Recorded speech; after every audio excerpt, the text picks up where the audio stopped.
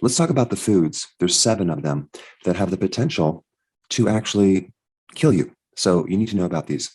So let's start at number 1, green potatoes. But guess what? If you are on keto, you're not going to be eating potatoes at all. So you're pretty much safe. But for those people who are not on keto, avoid green potatoes.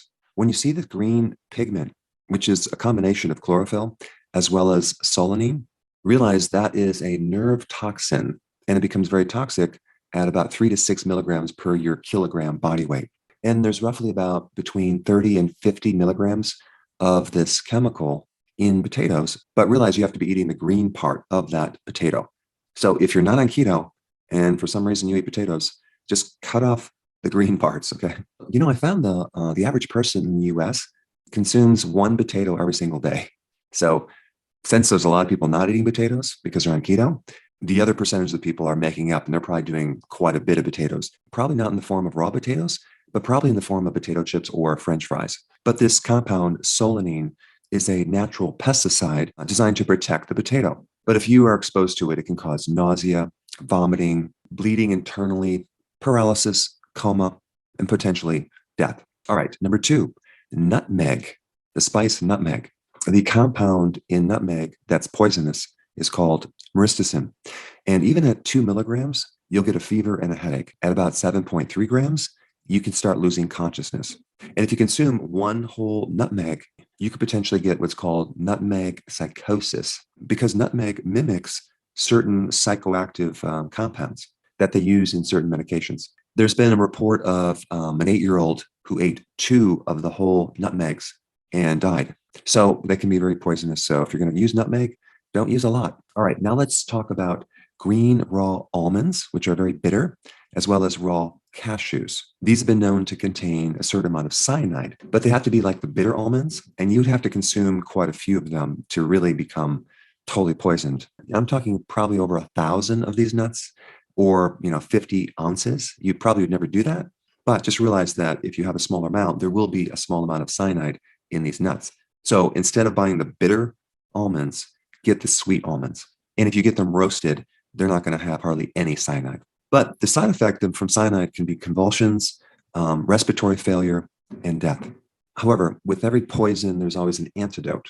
And the antidote for cyanide is called hydroxycobalamin. This is an over-the-counter B12 supplement, which can then combine with cyanide to form cyanocobalamin, which is a type of B12.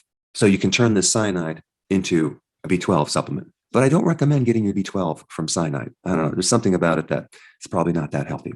But cyanide destroys the membrane of the cells and it prevents oxygen going into the cells. All right. The next thing I want to talk about is undercooked red kidney beans. You must always soak them for at least 5 hours and then boil them.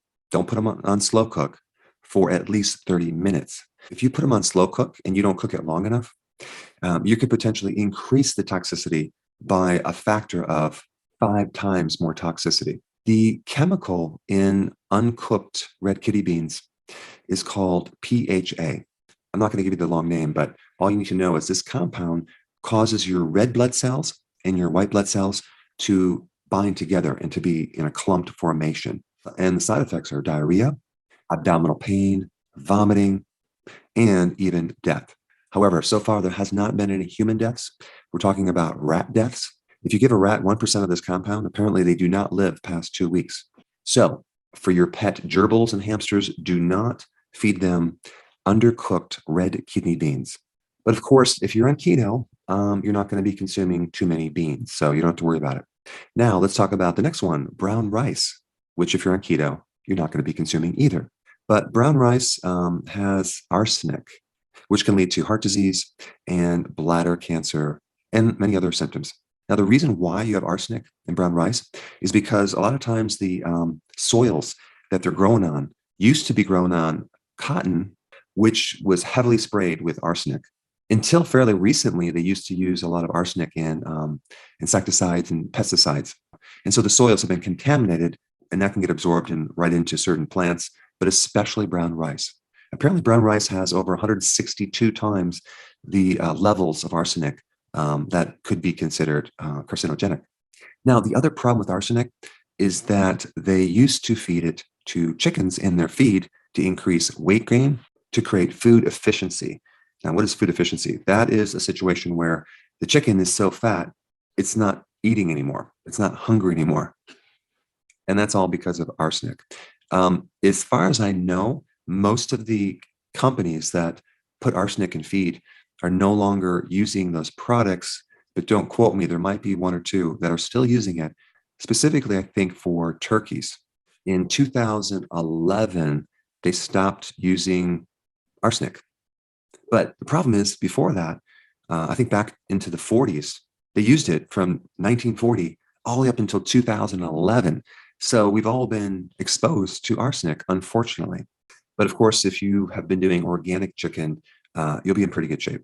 Now, one indication that you have arsenic poisoning is if you look on your nail, there'll be these white lines horizontally on your nail. That could be an indication that you have too much arsenic in your body. And just as a side note, there are certain antidotes to arsenic. One is blue-green algae, the other is selenium, and the other is zinc. They're involved in certain enzymes that can help detoxify arsenic from your body. All right, I want to talk about uncooked bloody hamburger. I'm sorry, I know that's disgusting, but here's the problem. If you're buying a low quality meat from your local grocery store, you could be exposed to E. coli. And there's a very toxic form of E. coli called verotoxigenic E. coli, VTEC, which apparently can create some serious damage on your kidney, like a loss of kidney function, sepsis, which is a systemic infection, coma, even death. So there's two things you need to do. Make sure that the quality of beef that you consume is high. And number two, make sure it's cooked to the point where there's no potential for E. coli. But I think it's more important to get a quality source of beef. And so if you're going to do something rare, if it's quality, chances are it's not going to have pathogens like salmonella or E. coli. And the question is, where does E. coli come from? It's coming from the cow's intestine. And so in the processing of that meat, sometimes there's a cross-contamination. All right, the next one is cherry pits, okay? Cherry pits have hydrogen cyanide. Now, I know you're probably saying, I don't consume cherry pits, right? I just consume the cherry. And of course, if you're on keto, you're not even eating cherries. But just in case you end up swallowing a few, they are a bit toxic. Like one red cherry pit has 3.9 milligrams of hydrogen cyanide. And one black cherry pit has 2.7 milligrams. But one morello cherry pit has 65 milligrams of hydrogen cyanide. And the toxicity level would be between 0.2 to 1.6 milligrams per pound of your body weight. So if you're a pretty light person, let's say you weigh under 100 pounds, 0.2 times 100 pounds is 20 milligrams. So if you're accidentally consuming one morello cherry pit, which has 65 milligrams, you could be way over the limit. So the symptoms of being exposed to hydrogen cyanide would be abdominal pain, of course. It would be nausea, headache, and other more serious fatal symptoms. All right, that includes our list of foods that you need to avoid. And the next video I think you should watch right now is the healthiest foods you need to eat. Right here, check it out.